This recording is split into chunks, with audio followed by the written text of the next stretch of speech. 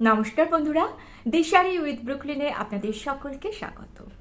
সমস্ত বাবা মারা কিন্তু সন্তানের সবসময় ভালো চায়। কোনো বাবা মাই নেই যে সন্তানের খারাপ চান, কিন্তু অনেক সময় আমরা বাবা মারা সন্তানের ভালো করতে গিয়ে সন্তানের খারাপ করে ফেলি। এমন কথা আমরা সন্তানকে বলে ফেলি যেটা তার ওপর, তার মনের ওপর অনেক বড় প্রভাব ফেলে। এর ফলে কি হয়, সে পড়াশোনায় অমনোযোগী হয়ে যায়, হয়তো সে আপনার থেকে অনেকটা দূরে চলে গেল, তার জীবনের সমস্যাগুলো আপনার সঙ্গে শেয়ার করতে পারলো না, তার ফলে সে একটা বড় বিপদে পড়ল।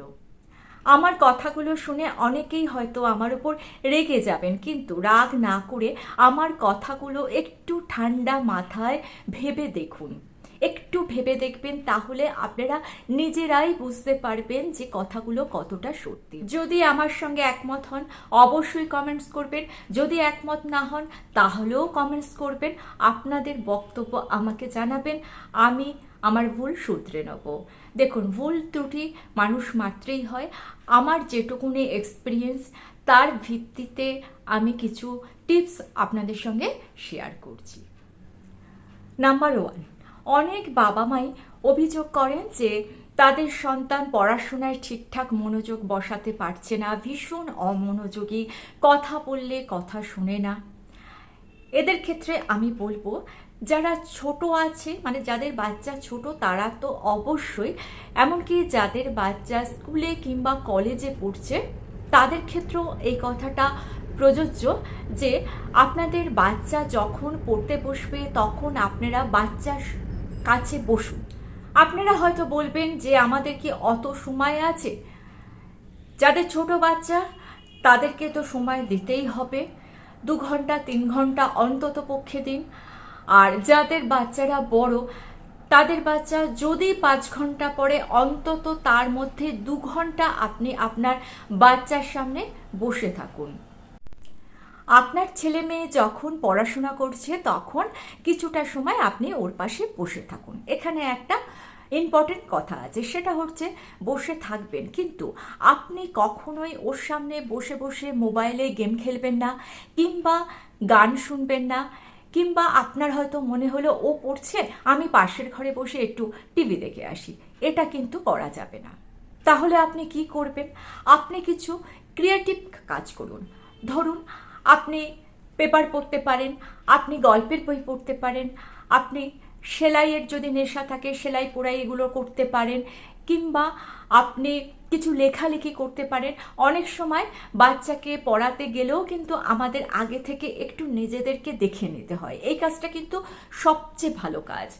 আপনি বাচ্চাকে যেটা পড়াবেন, অন্য পড়াটা দিয়ে আপনি অন্য সাবজেক্টটা সেটা একটু দেখে নিলেন, যেটা আপনি পরে পড়াবেন। এর ফলে কি হলো, আপনারও জিনিসটা একটু ঝালিয়ে নেওয়া হলো আর ওরও ডিস্টার্ব হলো না। আপনি যদি ওর সামনে বসে মোবাইলে গেম খেলেন কিংবা আপনি যদি গান শোনেন, তাহলে কিন্তু ওর মনটা ওই দিকে চলে যাবে, আপনি কি করছেন সেই দিকে চলে যাবে, ওর মন কখনোই পড়াশোনার দিকে থাকবে না। তাহলে এই কথাটা একটু খেয়াল রাখুন, দেখবেন ওর পড়াশোনার কিন্তু ইমপ্রুভ হবে। নাম্বার 2, আপনার বাচ্চাকে, সে যত বড়ই বা যত ছোটই বাচ্চা হোক, সে যখনই বুঝতে শিখবে তখন তাকে কখনো টাকার খোঁটা দেবেন না। অর্থাৎ কখনো বলবেন না যে তোর জন্য আমাদের এত টাকা খরচ হয়ে গেল, আমি এত টাকা তোর জন্য খরচ করছি, কী ফল পাচ্ছি, তুই এত বাজে রেজাল্ট করছিস। এই সব কথাগুলো কিন্তু একদম বলবেন না। যদি এই সব কথাগুলো বলেন তাহলে কি হবে, তাহলে ওর টাকার প্রতি একটা লোভ তৈরি হয়ে যাবে ছোটোবেলা থেকেই। ও মনে করবে টাকা তো তাহলে খুব ইম্পর্টেন্ট জিনিস, আমাকে প্রচুর পরিমাণে টাকা ইনকাম করতে হবে। এই যে টাকা ইনকাম বা টাকার প্রতি লোভ যদি ওর মনের মধ্যে একবার ঢুকে যায়, ওর কিন্তু জ্ঞানের প্রতি আর আকর্ষণ হবে না, ওর টাকার প্রতি আকর্ষণ হবে। আর স্কুল কলেজে যারা পড়ে তাদের যদি টাকার প্রতি আকর্ষণ হয়, তাহলে সে জ্ঞান অর্জন করতে পারবে না, জ্ঞান অর্জন না করলে কিন্তু জীবনে ঠিকঠাক দাঁড়াতে পারবে না। তাহলে টাকার খোঁটা কখনোই দেবেন না। আর এরকম যদি টাকার খোঁটা দেন না, ওর মনে একটা দুঃখ হবে, সেই দুঃখটা ওদের দেবেন না। নাম্বার 3, ধরুন আপনার সন্তান অনেক ভালো স্কুলে পড়ে কিংবা ভালো কলেজে পড়ে, নামকরা স্কুল কিংবা কলেজে পড়ে, কিংবা এমন কিছু পড়ে যেটার সম্বন্ধে কিন্তু আপনার সেরকম কোনো ধারণা নেই। আপনার ধারণা নাই থাকতে পারে, কিন্তু আপনার সন্তান যদি কোনো সমস্যায় পড়ে তাহলে আপনি চেষ্টা করুন তাকে কিছু পজিটিভ পরামর্শ দিতে। সে কিন্তু চাইবে আপনার থেকে কিছু পজিটিভ পরামর্শ চাইতে। যদি সে সম্বন্ধে আপনার জ্ঞান না থাকে তাহলে ইন্টারনেট ঘেঁটে একটু পড়াশোনা করুন, কিংবা আপনার যারা সিনিয়র আছে কিংবা আপনার যারা বন্ধু বান্ধব আছে তাদের থেকে একটু খোঁজ নিয়ে জানুন যে ওর সমস্যাটার সমাধান কিভাবে করা যায়। আপনি যদি ওর সমস্যার সমাধানে ওকে হেল্প করেন তাহলে আপনার প্রতি ওর বিশ্বাস বাড়বে।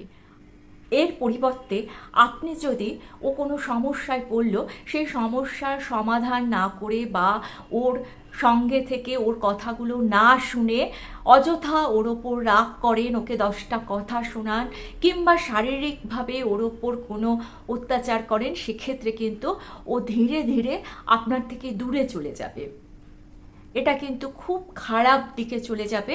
সুতরাং এই জিনিসটা একটু মাথায় রাখুন, ওর সমস্যার সমাধানে ওকে একটু সাহায্য করুন। যাদের 2 কিংবা 3টে সন্তান অর্থাৎ একের বেশি সন্তান আছে, সেক্ষেত্রে বাবা মারা এক একজনকে কিন্তু এক এক রকম ভালোবাসেন। এটা কিন্তু সত্যি কথা। ইকুয়ালি ভালোবাসাটা দেওয়া হয়তো বাস্তবে যায় না, কিন্তু কখনোই এটা কারোর সামনে অর্থাৎ সন্তানদের সামনে আপনি প্রকাশ করবেন না। আপনার মনের মধ্যে কারোর প্রতি একটু বেশি ভালোবাসা, বেশি উইকনেস থাকতেই পারে, কিন্তু অপরজনের সামনে সেটা কিন্তু আপনি দেখাবেন না। আপনি যদি দেখান তাহলে কিন্তু এর ফল কি হবে, ভাই বোন বা ভাই ভাই একে অপরকে হিংসা করতে শিখবে, ছোটবেলা থেকে হিংসা করতে শিখবে। আর এটা যত ওরা বড় হবে এই হিংসাটা ওদের মধ্যে ততটাই বাড়বে। যখন বড় হবে 30 বছর 35 বছর বয়স হবে না, তখন এটা একটা বড় আকার ধারণ করবে। তাহলে এর জন্য দায়ী থাকলেন কিন্তু আপনি এই জিনিসটা করবেন না, কারোর সঙ্গে পার্সিয়ালিটি করবেন না। নাম্বার 5, আপনি যেটা পারেন না সেটা আপনার সন্তানদের উদ্দেশ্যে অ্যাডভাইস হিসাবে কখনোই দেবেন না। ধরুন আপনি খুব রাগী, আপনি বাইরের লোকেদের সঙ্গে যে বিহেভ করেন সেখানে আপনি হয়তো নিজের রাগকে সবসময় কন্ট্রোল করতে পারেন না। সেক্ষেত্রে আপনি যদি আপনার ছেলে মেয়েকে উপদেশ দেন যে সবার সঙ্গে ভালো ব্যবহার করতে হয়, মাথা ঠান্ডা রেখে কথা বলতে হয়, এগুলো যদি আপনি বলেন তাহলে কিন্তু ও এগুলো মেনে নেবে না, মেনে নিতে পারবে না, কারণ ও আপনাকে দেখে শিখছে। নিজের অজান্তেই ও ছোটবেলা থেকে কিন্তু আপনাকে কপি করছে। আপনি যেরকম বিহেভ করবেন ওর বিহেভিয়ার কিন্তু ঠিক সেরকম হবে। যদি আপনি খুব রাগী, খুব বদমেজাজি, খুব রূঢ় টাইপের হন, সেক্ষেত্রে কিন্তু ও ওই জিনিসটাকে অ্যাডাপ্ট করে ওর ক্যারেক্টারটা কিন্তু ঠিক ওই রকমই হবে। অর্থাৎ ও যখন 25 বছর কিংবা 30 বছর বয়স হবে ওর, তখন দেখবেন যে আপনারই একটা প্রতিচ্ছবি আপনি দেখতে পাবেন।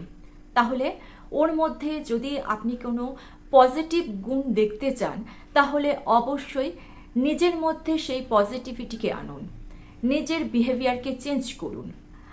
নিজে রেগে যাবেন না, নিজে সবার সঙ্গে খারাপভাবে কথা বলবেন না। এটা যদি আপনি নিজে করেন, অর্থাৎ আপনাকে ও যেরকমভাবে দেখবে ও কিন্তু সেরকমই মানুষ হবে। তাহলে এই ব্যাপারটা একটু মনে রাখবেন। নাম্বার 6, দেখুন জীবিকার কারণে সকলকেই বাইরে যেতে হয়, সকলেরই জীবনে নানান রকম সমস্যা আসে।